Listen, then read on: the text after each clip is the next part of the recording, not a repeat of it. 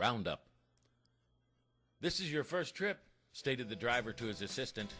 "You've got that right, Cal." The assistant stared ahead at the vast wasteland in front of him. It was dark, and except for a few lights here and there, the monotony of the scene was hardly interrupted. The vehicle emanated a low, continuous, monotonous hum. "I remember my first trip." Merg, the driver, seemed to wax nostalgic. "I was assistant to this old fart named Rippy. He was one cantankerous son of a bitch. He was always in a rush, like he thought this was his last roundup or something. Rippy had the patience of a 2-year-old. I could never figure him out. He was one impulsive dude. It went on for about 10 trips with Rippy. He almost stranded us several times. That would have been a pretty picture. One time he was too close to pick up cargo and rammed the whole rig in the ground, tore off part of the cab. Luckily, we made it back with the precious cargo. I guess that's why they call him Rippy." Cal nodded. He'd never met Rippy, but he'd heard of him a lot. In fact, Rippy was sort of a legend around the company. He was actually Employee of the Year. Cal scooted around in his seat and asked, "How long have you been doing this?" Merg immediately responded with, "About half my life." Cal was less than satisfied. Merg had answered the question with a riddle.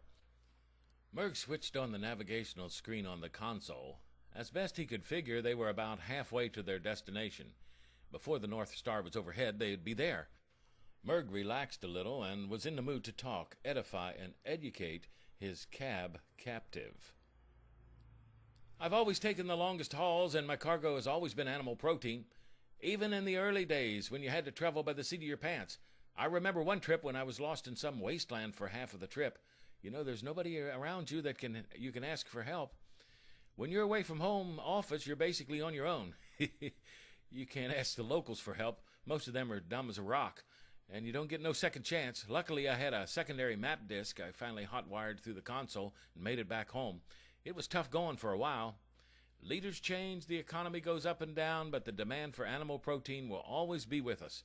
Cal, you'll always have a job with this company. They're not going out of business in the near future. You've got job security. Shit, I know a lot of people wouldn't do our job. They just couldn't stand being away from home and family like us. It's not bad. You only have 3 important things: departure, roundup, and arrival. All the other stuff is secondary. If you can pull these 3 things off without glitches, you've got it made." Cal nodded obsequiously. The driver went on. He was on a roll. "Never, never let anybody tell you what we do isn't important. Hell, our world, our civilization would perish without us. We're important cogs in the wheels of our civilization. People got to eat, and transportation makes it possible. Cal, this is about the most important job you can have in any civilization." Cal squirmed a little in his seat, believing that Merg was being a bit overdramatic. Cal intentionally changed the subject. "Hey, Merg, tell me a little bit about our destination." "Oh, it's a dirty little out-of-the-way hole. I've never been there before, but I can guarantee that it's an ignorant little hole. You know, the company's farms are so scattered, it's often years before one of them gets a roundup. Due to the distance and the sporadic communications we've been experiencing, we always arrive unannounced. The fact is, most of the farms are what they used to call open range. There's no supervision. The stock just develops on its own, and we round it up when the time is ripe." The rig pushed on toward its destination. They had no obstacles for miles and miles. The lights outside the cab windows appeared as blurs. The tuk-tuk and in-seat lunch, complete with drinks, all appeared to be going well on the trip. Cal found Merg to be somewhat of a bullshitter. However, he trusted him and felt safe with the fact that Merg had a lot of experience and expertise. He felt that he was in luck on his first haul. The rest of the trip was uneventful. Merg and Cal took turns driving the rig, and it wasn't too long before their destination came into view as a faint blue light. "Dial up the Roundup protocol chart for me, Cal." Cal put it on a small screen on the console. About 20 circles came up on a map. "It's easy pickings on this trip, Cal. We've got 90,000 to 40,000 animal protein units per circle pickup. The animal protein units plan these events themselves. There's no central planning by our home office. Notify the retrieval team to assemble." The map showed coordinates for the 20 circles, which were randomly placed on the map. However, Cal noticed that the distance between the pickups was minuscule. The distance from each circle would take only a matter of minutes. Merg made an announcement on the intercom system, and hundreds of workers in the belly of the huge spaceship began to assemble for work. Many were on the retrieval hoses, some were on the separating conveyors, degutters, and assistants, rinsers, and butchers stood by. Debone operators stood at their consoles, the dehydration apparatus was on, and the packaging crew was all standing by. Merg pushed the automatic deceleration control with one of his 4 appendages on his green-gray arm, his hairless head moving rhythmically, as if on automatic pilot, showing a small grin on the thin 6mm, almost invisible lips. "Now, Cal, you will earn your money." The craft swooped down over the football stadium, and in a matter of minutes it sucked up 90,000 human beings into the craft. The collection hose swept through the stadium, sucking up both home team and guest team fans. One scoop on the field took out the remaining visible animate objects. Merg beamed with delight and said, "We're in luck.